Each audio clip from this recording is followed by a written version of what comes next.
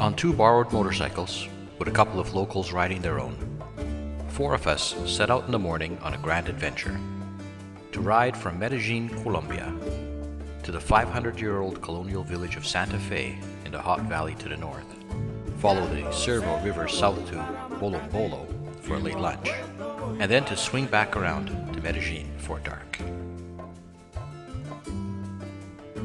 The first attraction on the road leading north out of Medellin is the longest tunnel in South America, where motorcycles get to bypass the toll gates.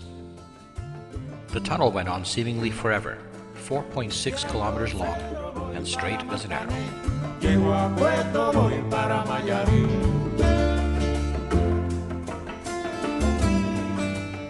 Riding with a 26-year-old guide meant an immediate stop after the tunnel for breakfast. While one ate 3 breakfasts, the rest of us drank a popular local drink, guanábana con leche, from the roadside eatery.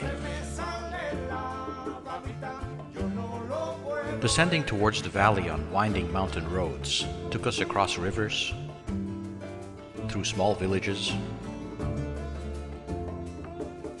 and past some spectacular Colombian scenery. We took a small detour on the way to Santa Fe to ride across a historic wooden bridge built in the 1800s. Being only one lane, cars take turns going across, but motorcycles share the single lane as a two-way road.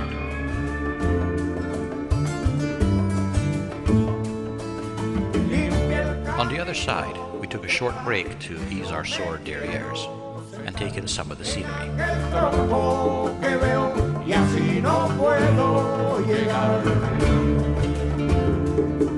Then we headed back across the bridge and continued on our way to Santa Fe.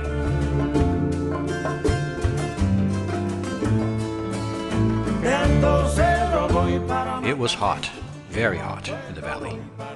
So on the outskirts of the village, we took a hydration break, stopping at this tiny hut serving a secret local concoction, a kind of yogurt cinnamon malt.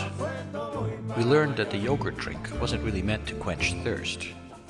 It was actually a sexual potency drink.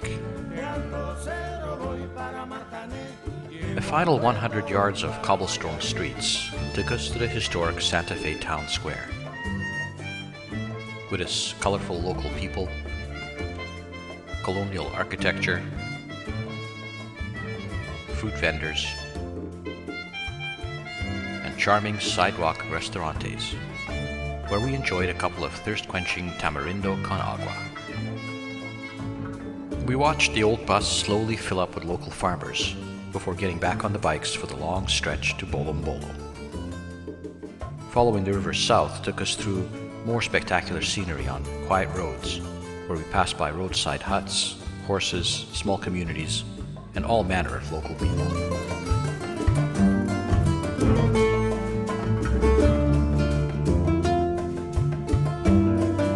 At one point, with Janine bursting to pee, we even stopped and asked a local farmer if we could use his bathroom.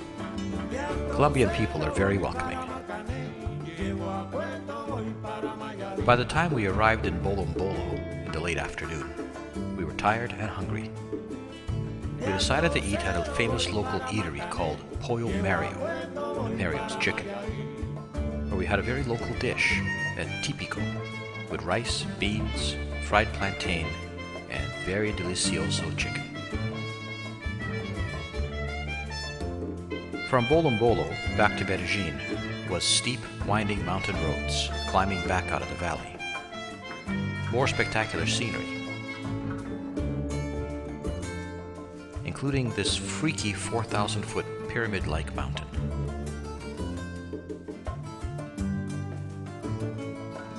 Sometimes the road was rough, sometimes it was in great shape, sometimes it was congested, sometimes it was wide open, and always it was unpredictable. But riding in the Colombian mountains, in the heat, on the winding roads with dazzling scenery, it was an unforgettable experience. Colombia is a land of welcoming people, breathtaking scenery, and delicious food.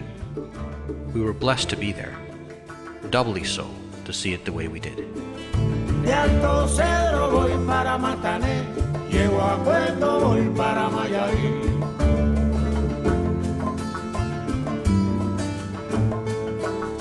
De Alto Cedro voy para Marcané, llego a Cueto,